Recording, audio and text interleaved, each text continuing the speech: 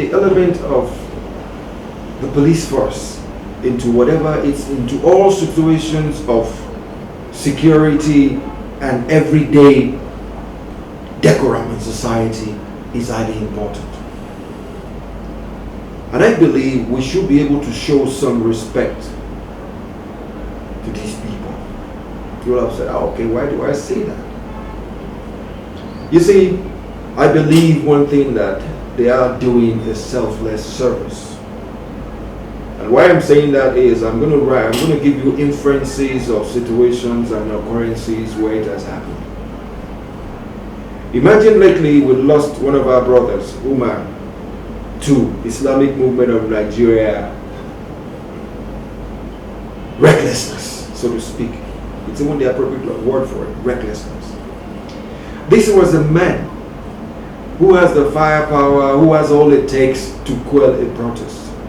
But he came out like a normal human being and put himself on the line as saying, okay, these are my sons, these are my brothers, these are my nephews, these are my nieces. Let me go and talk to them.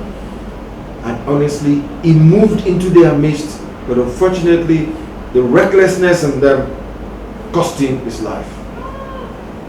Honestly, it hurts me when a life is lost. Not just him. My son too, the promise that works for channels, lost his life. A few other people like that lost their lives.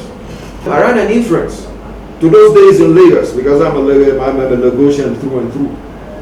When the now FPRO, Frank Mba, was in Lagos, he did the same thing too. Because he is a student of University of Lagos. And he knew a lot about students' behavior and how to manage situations like that. Frank then in Lagos used to walk into the midst of students that wanted to protest. He would tell them, look, listen, I am one of you. I came out of this institution before I became what I am. I can listen to you, you can listen to me, let's manage this situation, let peace reign. I can tell you, in most cases, Frank was able to do that by going into their midst without tear gas being fired, without shots being fired. And I can tell you that was what Umar did too, that, oh, these are my people who speak the same language.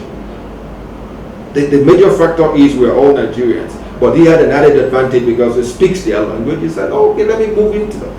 And unfortunately, that became history. It hurts me.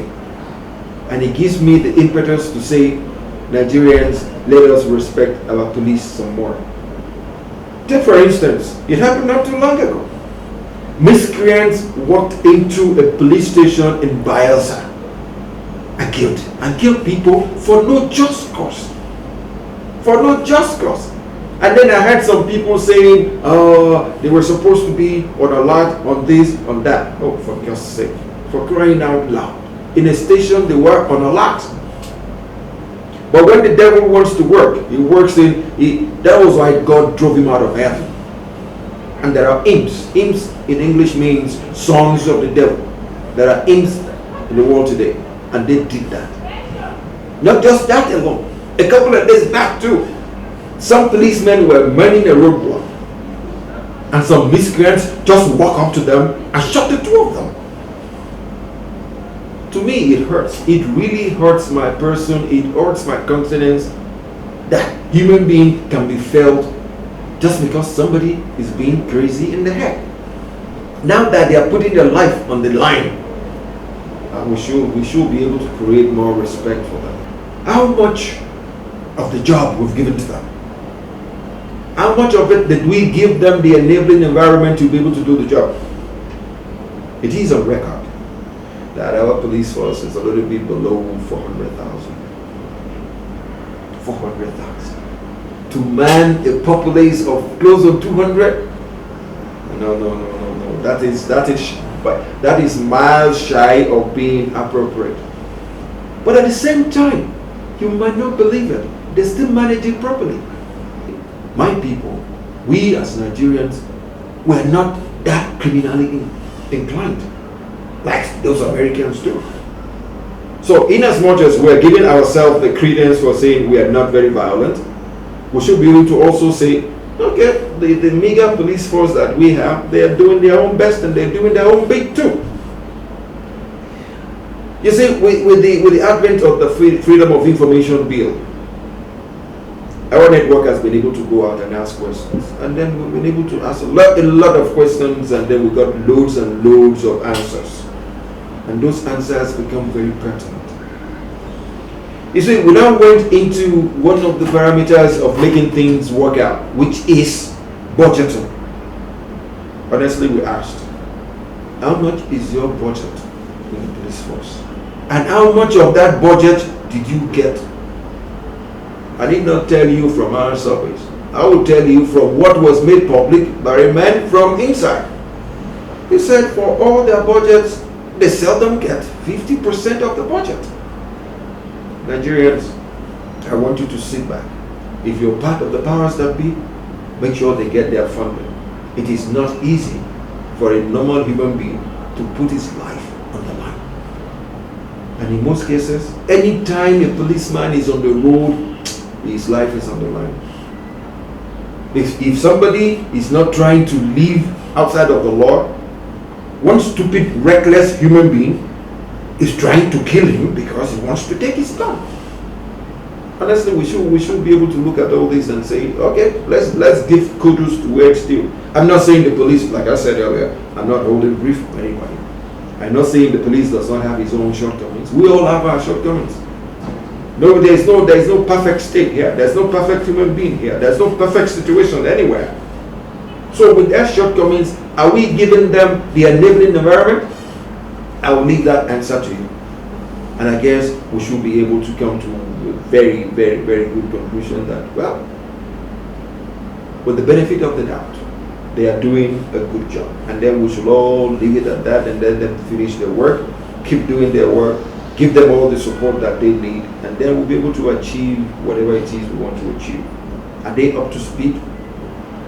Are they doing what they're supposed to do? Are they in a position to do what they're supposed to do? Most of all, the answers are the answers that you and I can come up with. But we're forgetting one factor. Our systemic failure has a hand. Our systemic failure has been with us over the decades. Has a hand in the way we find ourselves. There is that adage that a nation is as good or as bad as the people want it to be. I keep saying something on a regular basis.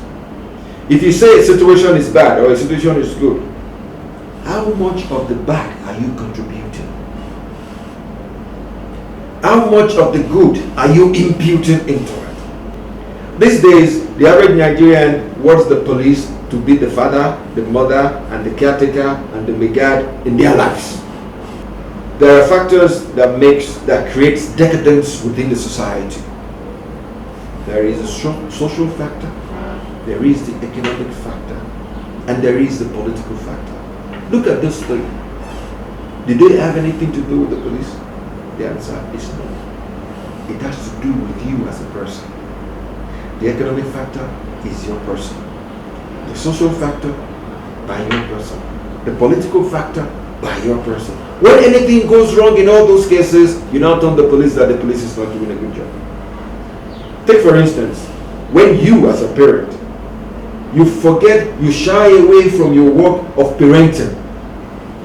And when that kid becomes a bad kid, and the police apprehend the kid, it is then you know that, oh, I am a VIP. That boy is my boy, release him. That boy is my boy, he hasn't done anything wrong. That boy is my boy, if you don't release him, I'll make sure you lose your uniform. Forgetting that, it is the parenting that you did not give that is making that boy a miscreant, so to speak. Not just that alone. I had to run this inference. Lately, one of our sons died in a pool in a hotel, in a nightclub, while his friends were looking at him. That is a situation of parenting. You gave your son so much money, he became the envy of his colleagues. They know who you are. These kids know what is happening. They know what is going down. How will one of them come to school with thousands of naira, be able to take them to a nightclub and pay the gate fee of 2,000-3,000 naira, buy them all the chicken they want to have, buy them all the beers they want to have? And when this Father Christmas, so to speak, had a little accident, They were so mean-spirited enough to look at him and watch him die. Is that a case for the police? That is what I call parenting. That is what I call the social factors that leads to a lot of decadence in the polity, and which at the end of the day, we just shift the whole thing and say the police is not doing a good job. The case of Offa, where miscreants went into a bank and had this killing spree. They went into the police station and a killing spree. They went into the bank and this killing spree. Based on what? Based on political expediencies. And when it comes to economic factors, which is the third factor I mentioned, the economic factor has a lot to say about our society. It saddens me when some of these so-called VVIPs, they sit down on millions, they spend millions every day, they have convoys that are over 100 million. And you think these kids that we send to school, they are not smart, they are not sensible? They know the score, they know the figures. They know that whatever you do cannot give you all this. They will be wondering, whatever it is that man is doing that made him that big, I'm going to do the same too. If we're going to run a plane, it is a collective plan. It's just like my people do say, my Yoruba people. They say, if the heavens is going to fall, it's not the business of one man. It's going to fall on us all. If the heavens is not going to fall, and then we want to make a change here, it is the business of us all. When there is room for you to show some respect, show some respect. There is room for us to show some respect here. Like I said earlier, most of the things we do are self-inflicted. Self-inflicted. Self-inflicted. Let us even isolate the police and look at ourselves. And that will bring me back to what I said earlier. If we don't have good parenting, we'll keep having these problems. If you don't have good economic situations, we will keep having these problems. If we don't have good political well-being, we will keep having this problem.